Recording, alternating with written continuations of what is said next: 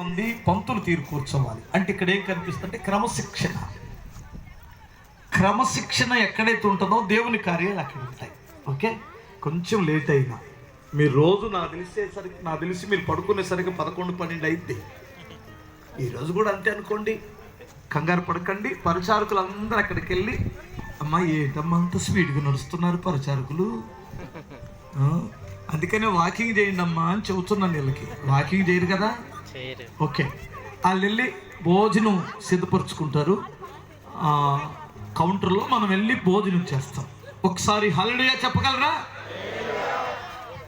అన్న? ఈ ప్రార్థన కూడికి మాకు ఆశీర్వాదకరముగానే ఉంది అన్నటువంటి వారు యథార్థంగా చేతులు ఎత్తండి.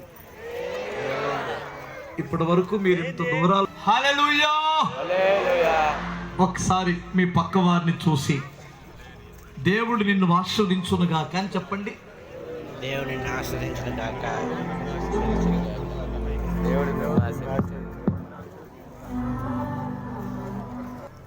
నేను నిండారుగా మిమ్మల్ని ఆశీర్వదిస్తున్నాను.